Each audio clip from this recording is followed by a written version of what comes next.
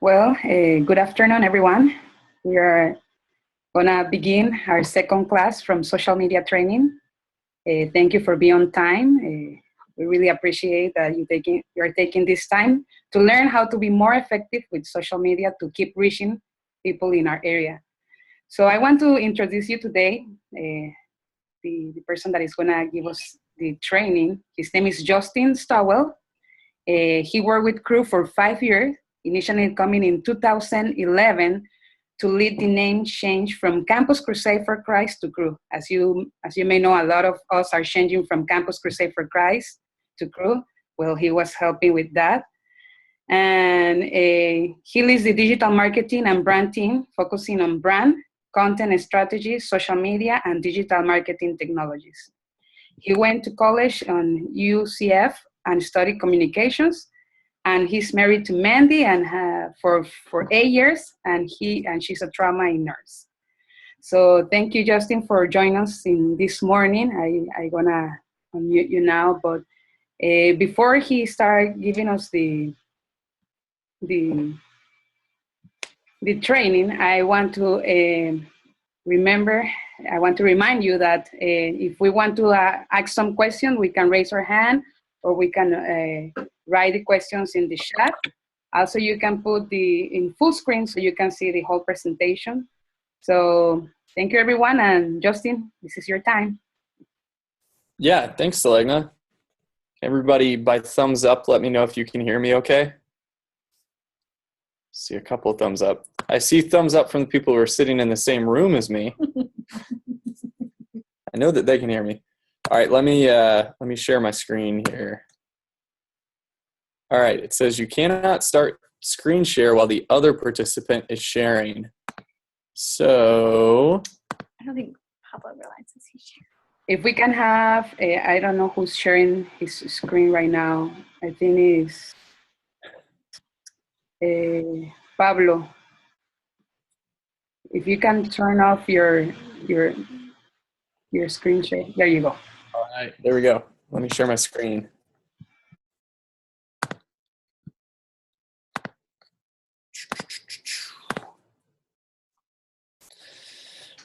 All right. Well, like Selegna said, my name is Justin. I work here in Orlando, leading the digital marketing team for Crew. Part of digital marketing is the social media team, which like Angel and Aaron, who you guys have already met, work for. And then another piece of that too is the brand. You may be wondering why in week 2 of social media we would take a break to talk about brand. And I think the big reason for it is that brand, one of the best places that your brand can be lived out is through social media. It is one of the places where online people spend the most amount of time.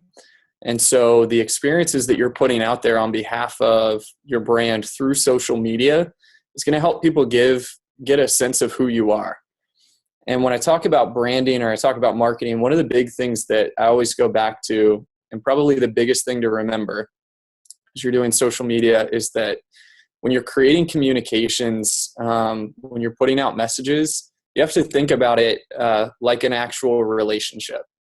And so your brand is really about relationships. So you hear branding talked about a lot. And so, like, what is branding? Is it a logo, like the Crew logo? Is it a name? Is it your website? Is it your communications? Is it the culture of your organization? Is it the experiences that people have? It's kind of hard to say what is your brand. But what I would say about brand is that your brand is basically your reputation. And this is where I push back to your brand and your messaging really being about a relationship. If Selegna and I get to know each other over time, then she'll get to know things about me. She'll get to know if I like to make jokes about things. She'll get to know if I tell her I'm gonna come help her do something at 2 p.m. and I don't show up, my reputation with Selegna is going to take a hit because she won't trust me quite as much. In the same way, all of these things, marketing, logo, all of those things, they build into your reputation as a ministry. We have reputations as individuals, but we also have a reputation as a brand and as a ministry. And what we put out there online helps build that reputation. So you think about all of the things that you guys do on a day-to-day basis, the emails that you send out on behalf of your ministry, the phone calls that you make, the swag that you give out, if you give out t-shirts for your ministry or things like that, your website, your social media, these all build into your reputation and your brand. So I want to take a couple of minutes to talk specifically about how you can do a good job of having a relationship with people online that will help them trust you more. So why, if branding is kind of your reputation, why is it so important? This actually gets into the psychology of things, but like from a psychology standpoint, your reputation impacts people's behavior. Like I said, if I make a bunch of promises to Selegna and I never come through on those promises, Selegna is not going to trust me. And so when she needs help, she's not going to ask me anymore.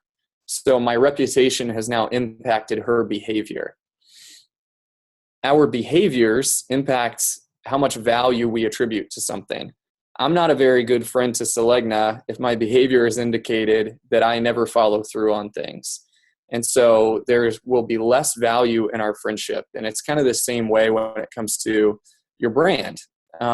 Is if you put out there messages and you say, this is who we are, this is what we're about, then people begin to see and it begins to impact their behavior.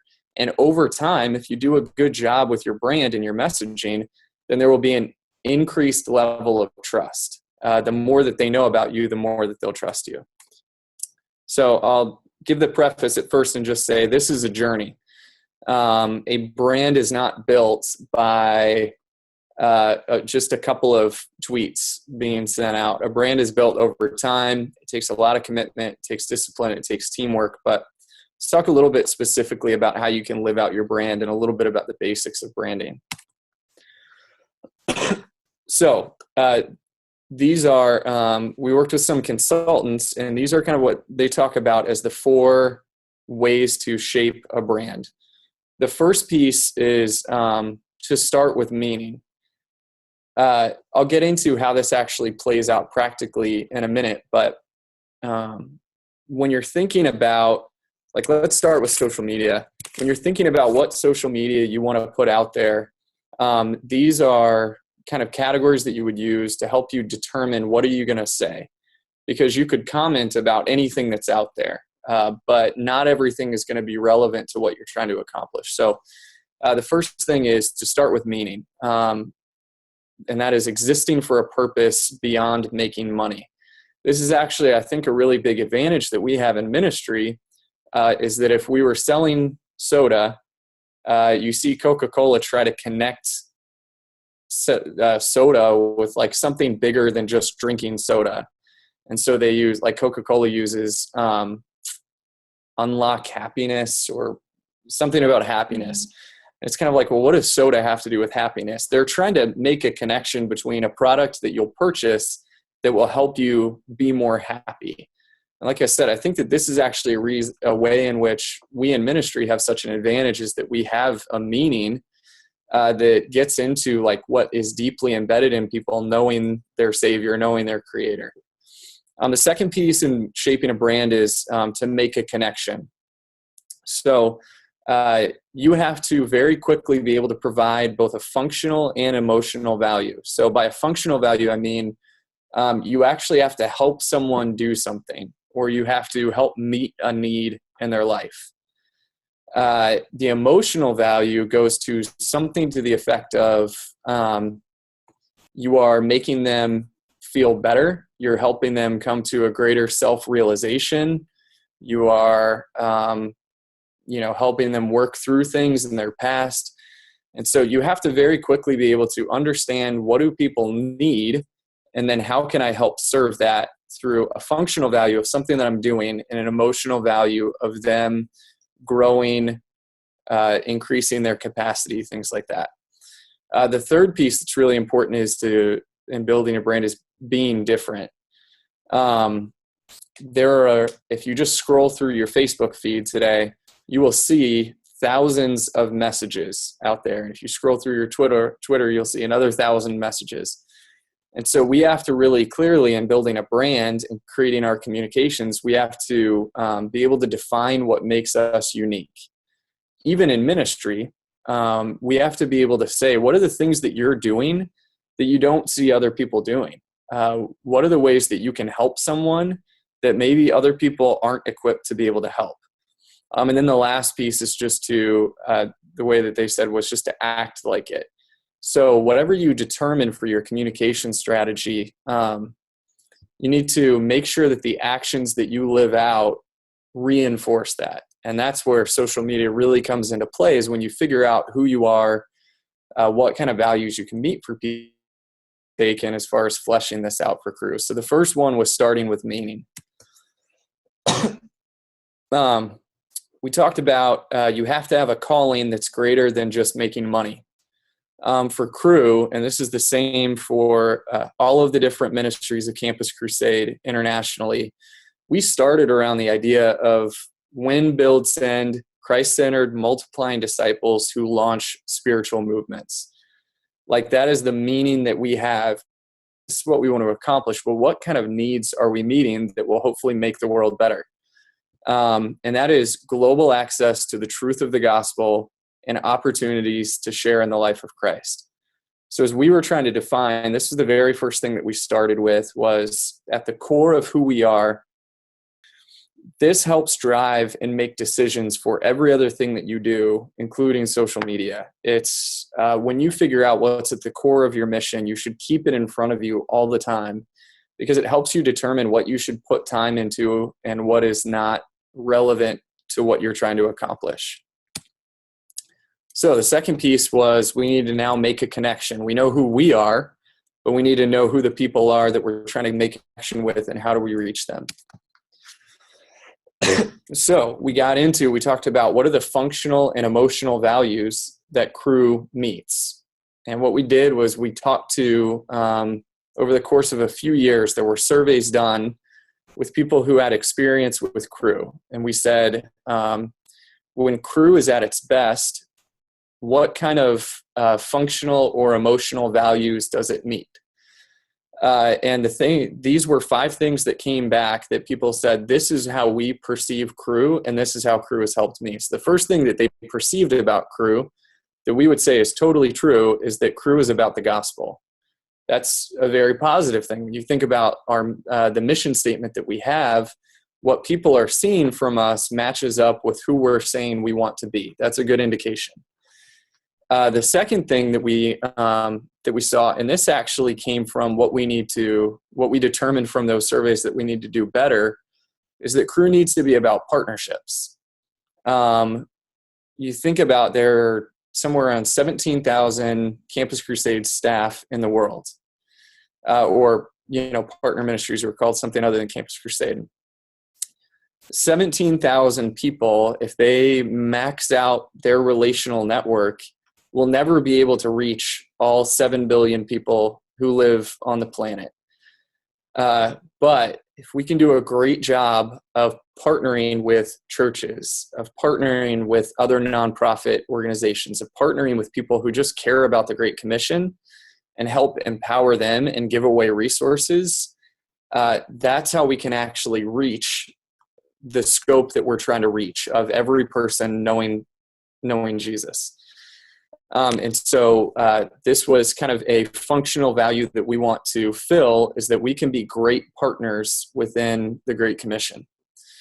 And then these next 3 were identified as kind of the top things, the top values that Cru meets when we're doing what we do well. The first one was changed lives. So people told a lot of stories about when they were involved with Cru, they experienced personal life change. They were mentored, and it got them through a difficult time. They grew in their faith as a result of being in a Bible study, but they experienced changed lives. The second was meaningful relationships. So when people were involved in our ministry, they always came back to and talked about relationships. that there are people who they were on campus with or in a city ministry with 20 years ago, and they still talk to that person now.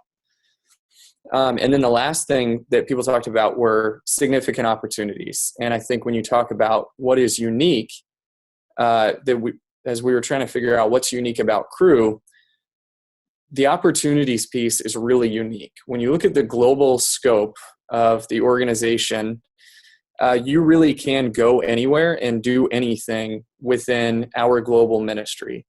And so the opportunities to spend a summer or spend a year or spend a week, you could really leverage that time towards the gospel in a way that maybe you couldn't do with other ministries.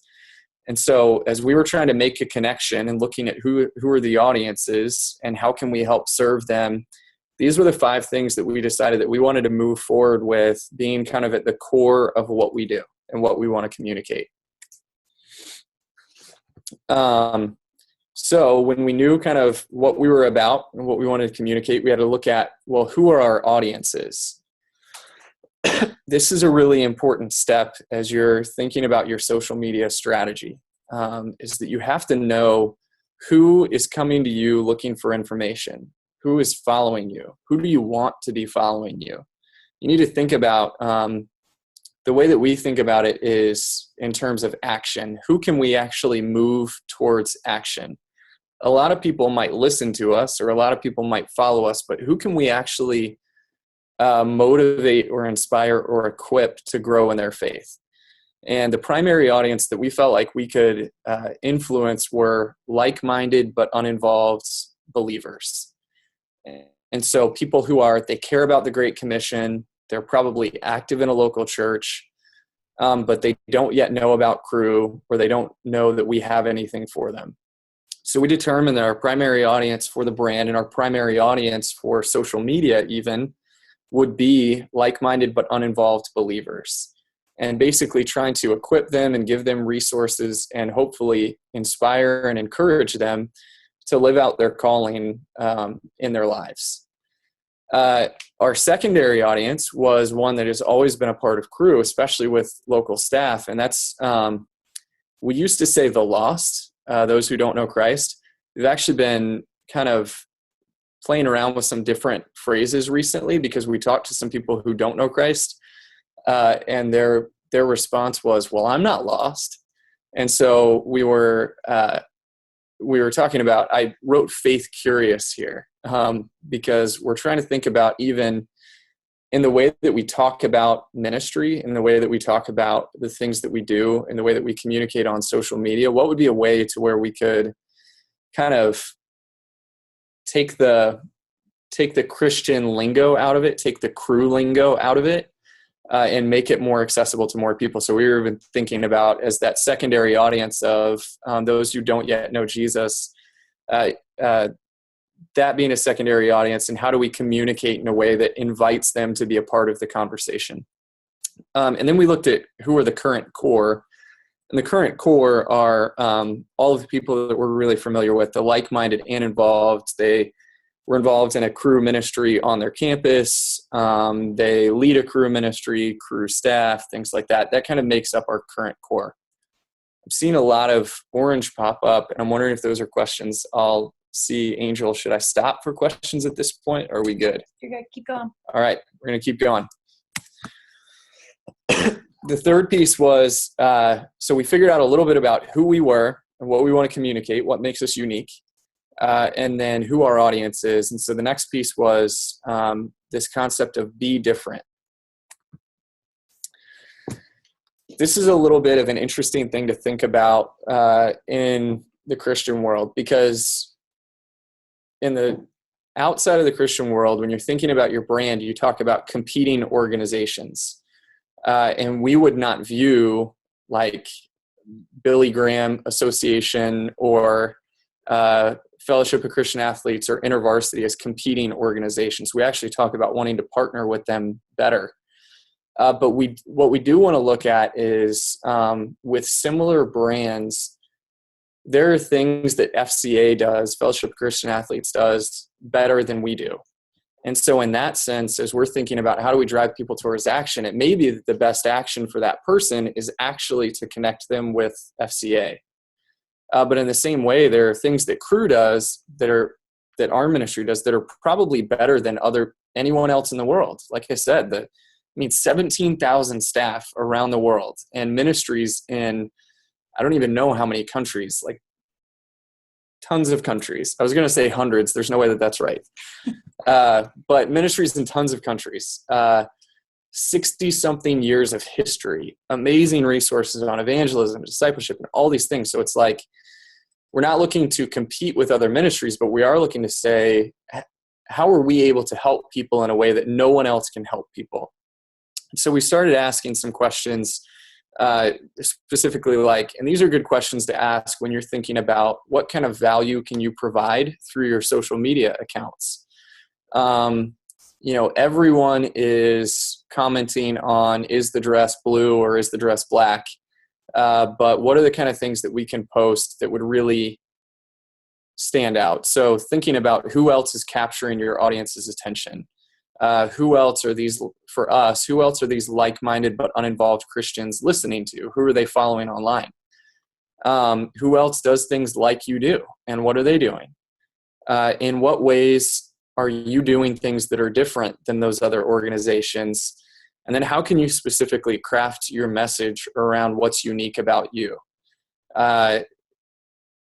It's kind of the way that I always think about it is, how do you get someone to stop scrolling? Like in our today, like when you're looking at your phone or whatever else, it's just you kind of mindlessly scroll through Twitter and you mindlessly scroll through Facebook. What are going to be the things that we can put out there that are so unique that they make people stop scrolling? And then the last piece is really just about living out what you've determined. So you know what's unique about you. You know the people who are in your audience who you can help. Now, how are we actually going to practically live that out? One thing I put up at the top is meaning, your meaning plus your values. And then the things that make you unique should shape your brand. They should shape your messaging. They should shape your social media.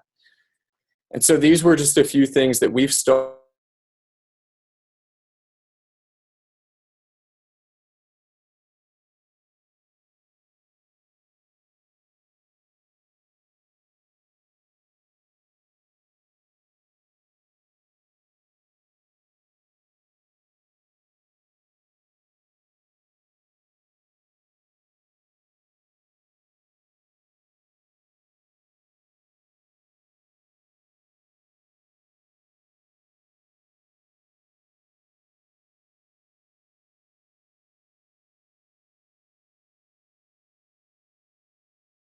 And we're going to do.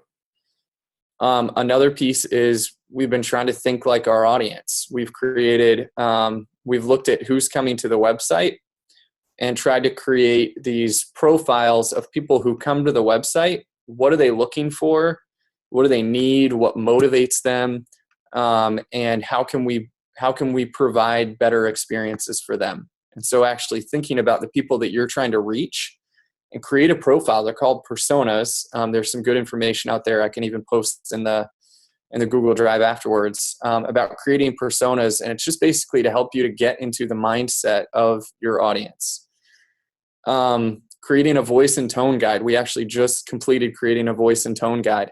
When we're interacting with people online as Cru, when we're interacting through social media, what do we sound like?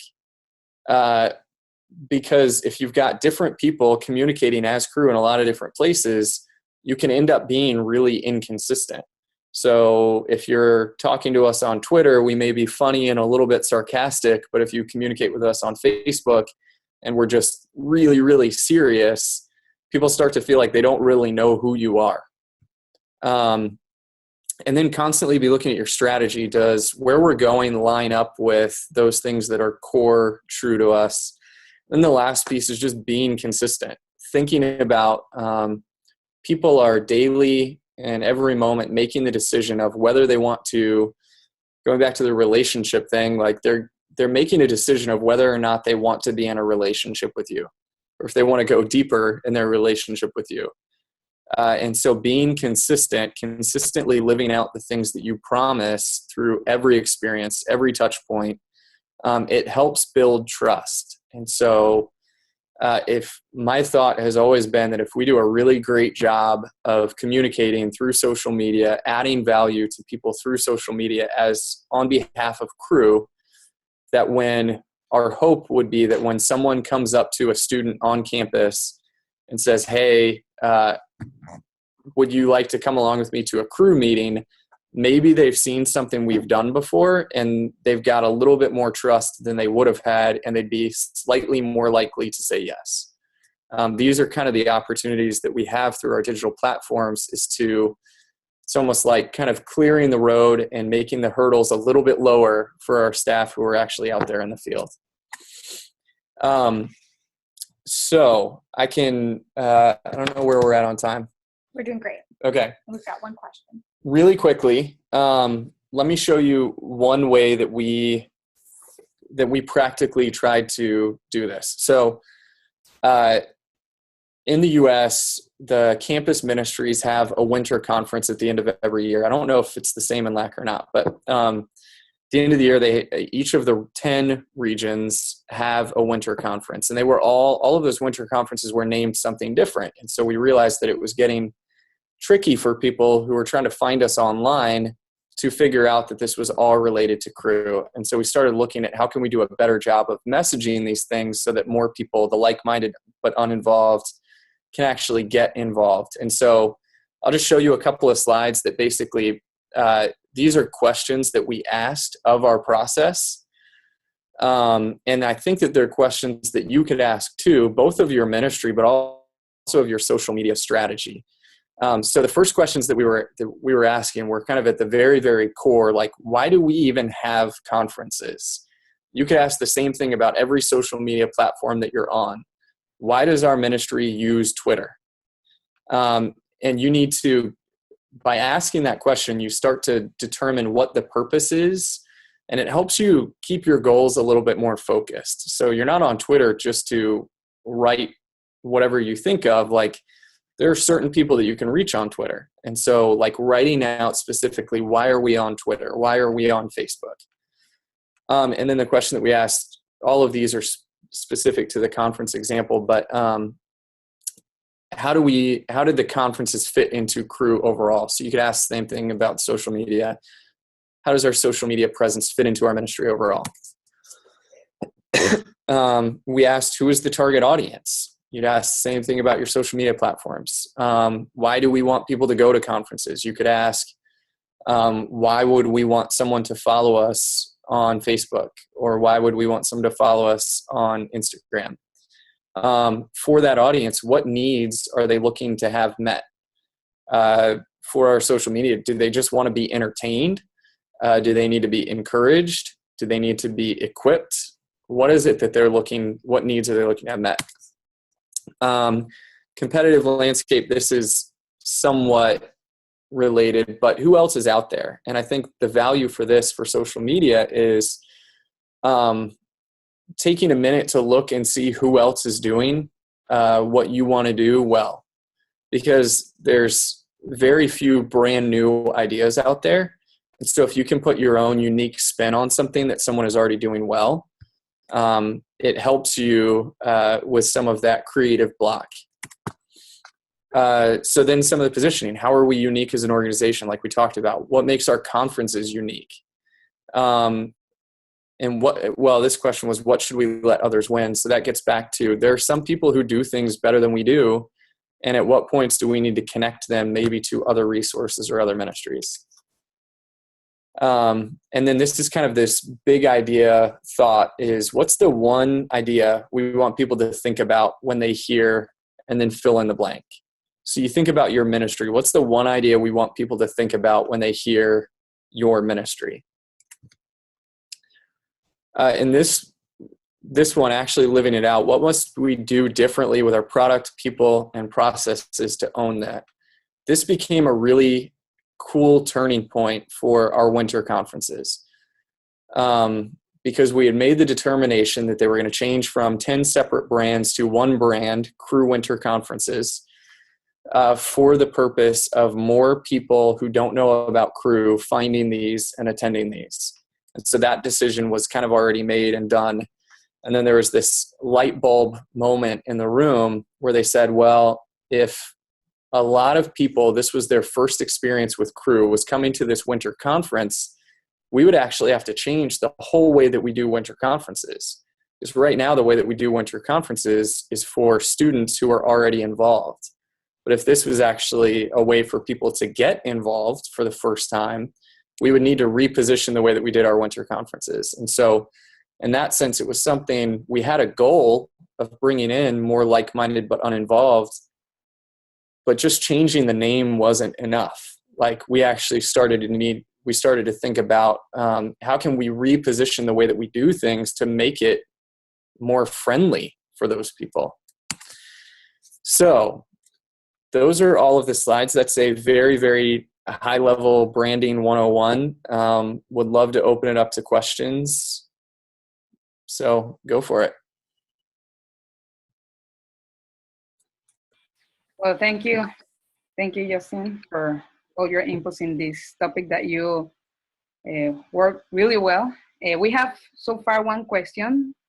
Vivi wrote, what's the difference between secondary and current core, making connections? Yeah, so for us, when we thought about changing the brand,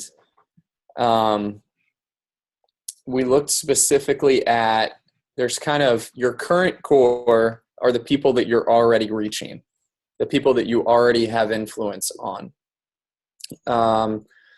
But if you think about trying to expand your audience, which you would do on social media or you might do with your brand overall, you're looking at who are the people that we're not currently reaching that we could reach. So we understood who our current core was, but we started to try to look at who are the people that we're not currently reaching that we feel like maybe we could. And so, like I said, the primary audience was Christians who believe in the Great Commission but don't know anything about Cru. And then the secondary audience was not a new audience. It was only kind of new digitally, but those were those who don't yet know Jesus. So our staff have always been great at connecting with people who don't yet know Jesus, but online we actually were not very good at connecting to those people. And so, the difference is that your primary and your secondary are kind of like your target markets. You were saying, like, if we reach these people, we'll be able to grow. And then your core are the people who you're already reaching.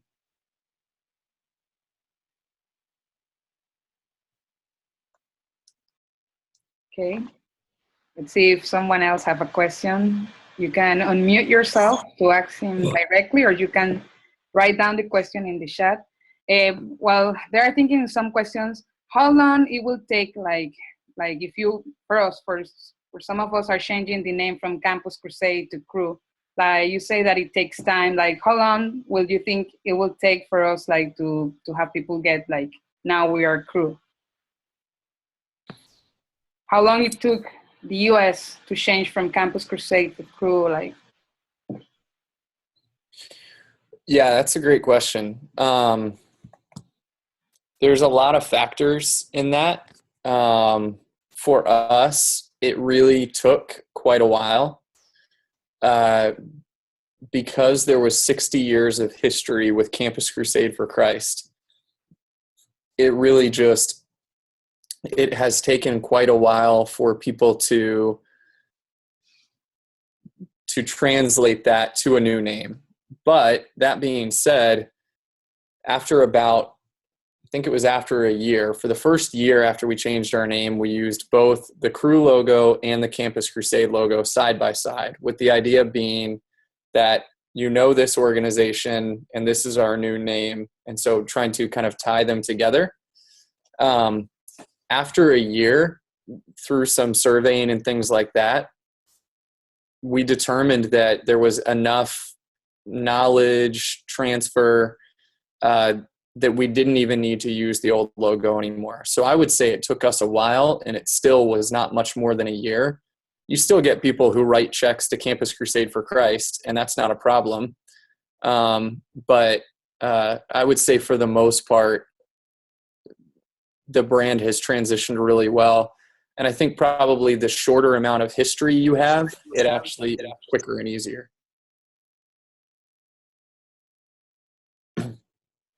Okay. Do we have any other question from anyone?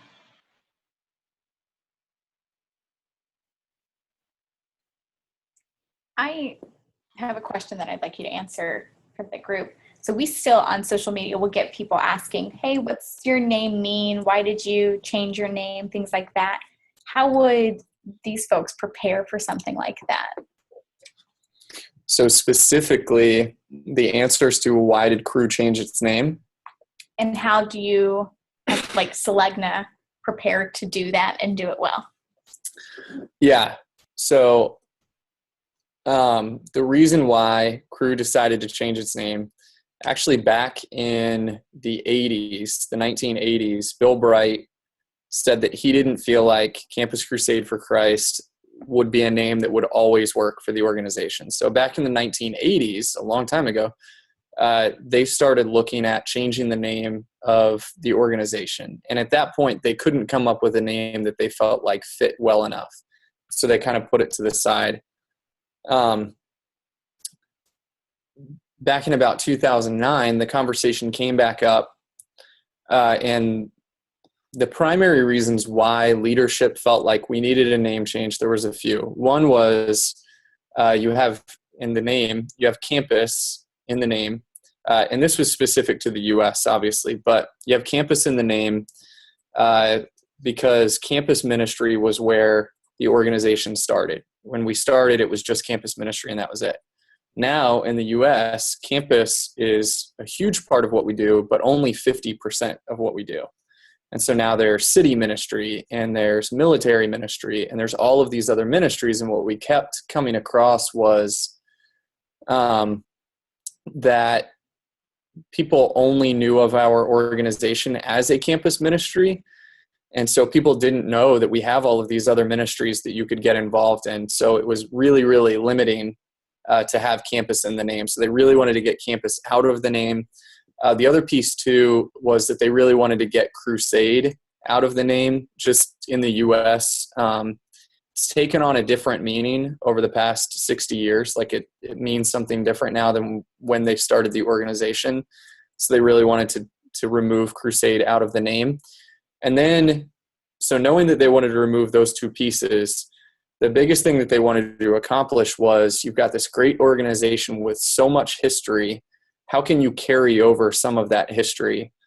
In the U.S., for the longest time, because college students don't like to use long names for things, rather than using Campus Crusade for Christ, they just said Cru for short. And so the one way that we could accomplish those things that we wanted to accomplish, but also carry in the history, was to just call the organization Cru. So I think that also helped with the transition not taking an incredibly long time based on how old of an organization we are, was just that it's a name that people were semi-familiar with already. Thank you. I think, Jesus, you have a question? Let me unmute you. You can talk now, Jesus.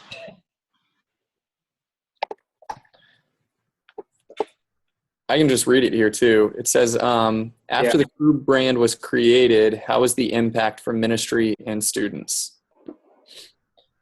So there were definitely questions at the beginning. Anytime a Christian organization, this is definitely the culture in the U.S., but anytime a Christian organization takes Christ out of the name, people wonder, are you still the same organization that you always were? Or are you becoming more watered down? Are you becoming less of who you were before? And so there were some questions at the beginning of, did you guys do this just to be politically correct? What we found was some people did lose supporters over it, but what we actually found was that over the course of the first year, giving to individual staff actually went up, because what had happened was that people would ask the staff person who they supported what's going on with the name change, and it gave those staff people a chance to talk about kind of the new direction of the ministry and what was going on currently in the ministry. And so when people heard from these staff people, like, yeah, we're absolutely all about the Great Commission, we're all about the gospel, people trust staff. People don't necessarily trust organizations, but they trust individuals. And so overall, the brand transition, it's not to say that some people didn't lose supporters, but overall giving was up and the transition went pretty well for staff people. There are obviously some examples of where it didn't, but overall it went pretty well. Thank you. Yeah. Well, Erin is asking if the whole act except Brazil is changing to crew. Actually, Brazil is changing to crew. But I think there are some countries that are still working on that transition of changing from crew. I don't know in the Caribbean if everyone is changing from crew, but there are still some other countries in Latin America that Brazil was one of the ones that were like, because of the name, it means something. It means I can't remember what was the word, like when something is not, yeah. That was the meaning in Portuguese, but they actually are changing the name to crew because the students are already using the name on their campuses, and that's good. So I don't know if anyone else have another question they want to ask. You can unmute yourself or. Hi, this is Tony. Can you hear me? Yes, we can hear you. Okay. Last week, I was working with Athletes in Action, specifically a basketball team that came. And I was wondering, how can I use Facebook for all our activities. We have in Facebook. How can I get the attention and more specifically the youth group, to capture them in order for them to get involved? Can you give me any ideas?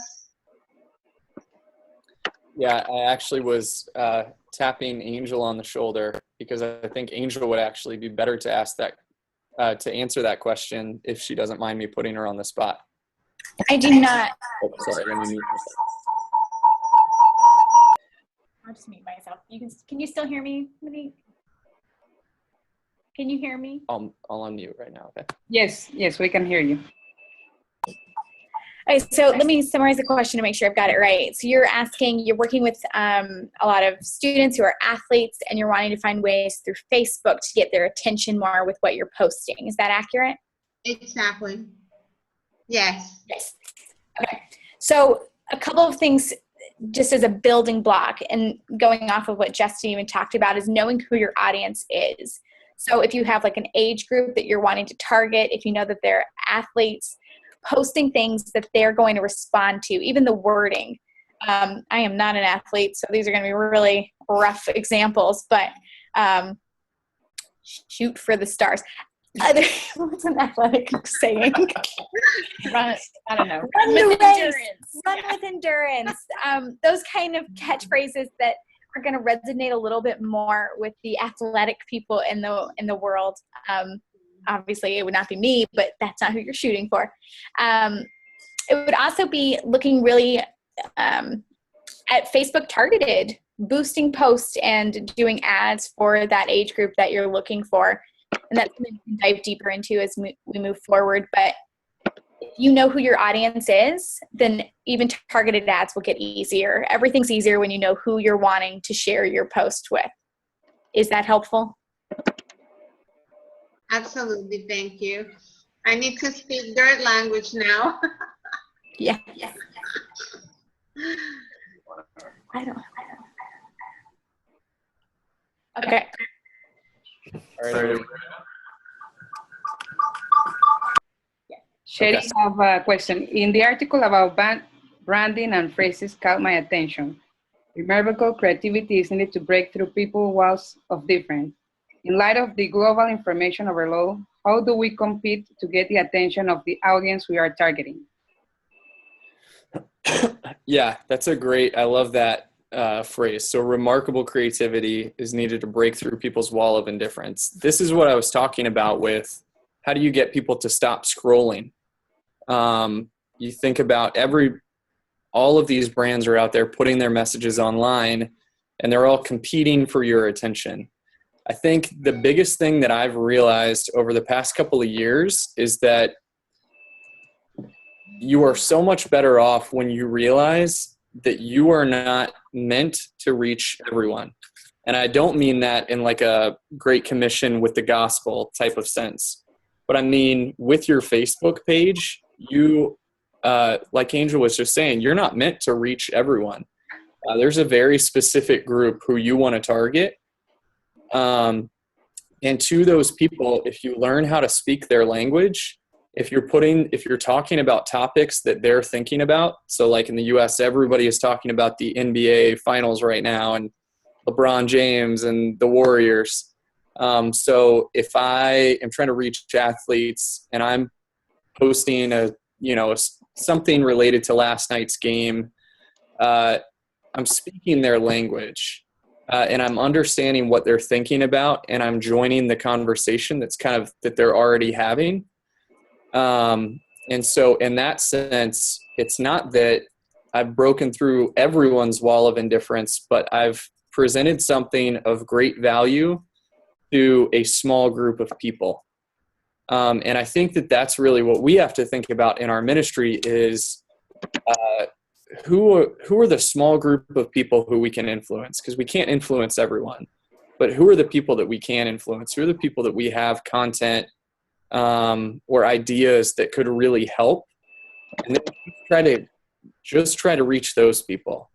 You don't need to hit everyone else. And so I think that's kind of how you break through that wall of indifference. Is the only way that you get people to stop scrolling is if it's highly relevant and personal to them.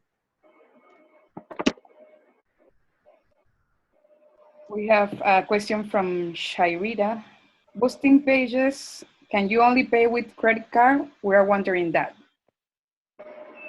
Yeah, it looks like Aaron answered that question, and Aaron said yes, credit card or ministry credit card. Facebook, I don't think that Facebook takes alternate forms of payment. Yeah.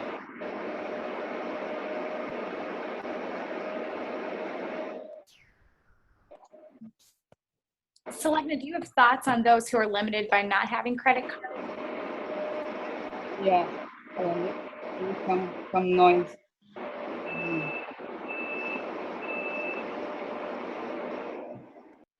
There we go. Well, I think, yes, Erin was saying, I think credit card is the only way to do that. Jesus, do you want to say something?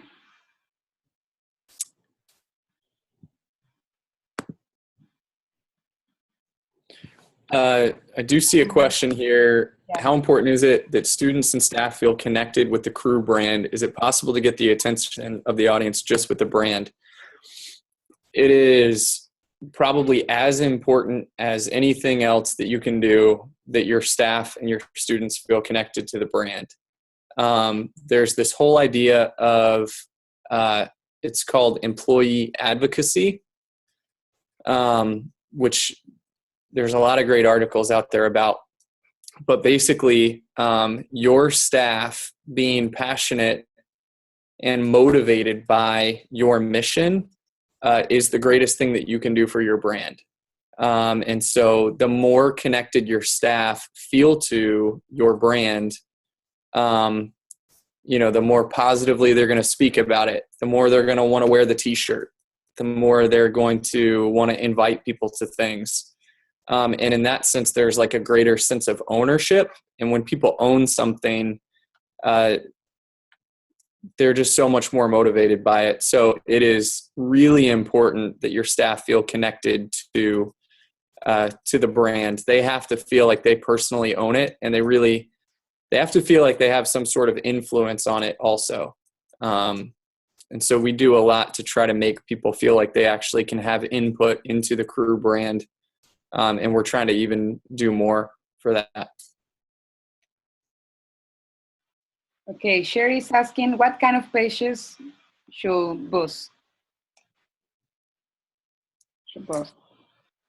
Yeah, so I wrote to her. One of the things that has been, research has said this, and I've seen it in our own post, is if you boost something that you already see is doing well, this is creepy, that you already see is doing well, then you know that your audience is already responding to that, so more people will likely appreciate that as well. The other thing that you can boost is a campaign that you're pushing. For instance, we did one around Valentine's Day that had spiritual conversation starters that had to do with love. So if you wanted to boost that set of graphics because you know it goes with your campaign and you know it's going to make a difference, that's something I would say boost as well.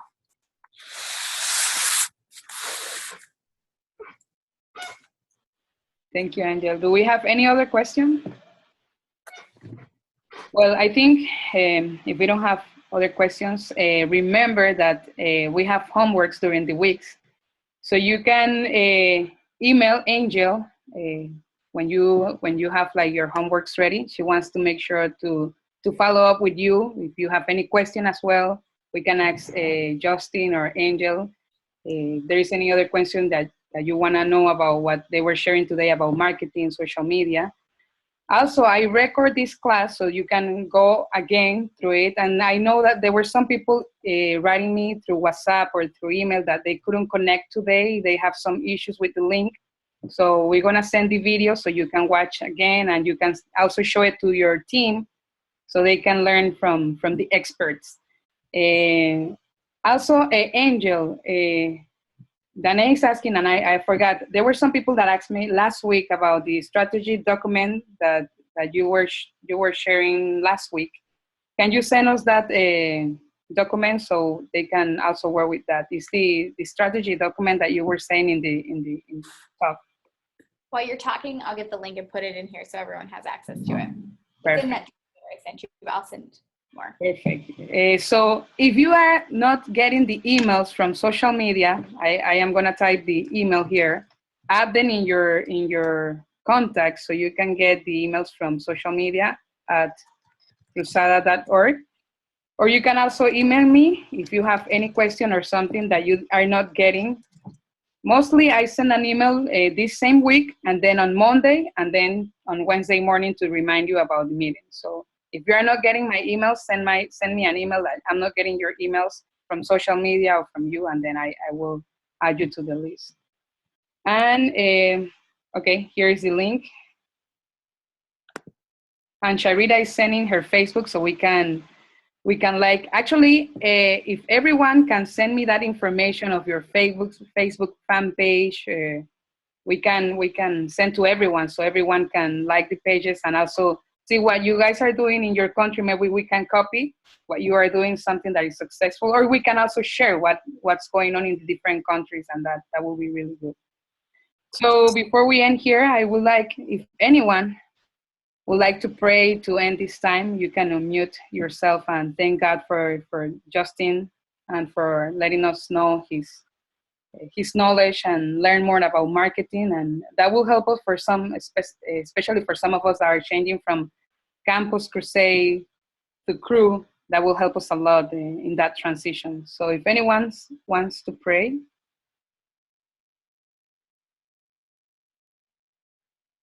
Only one person.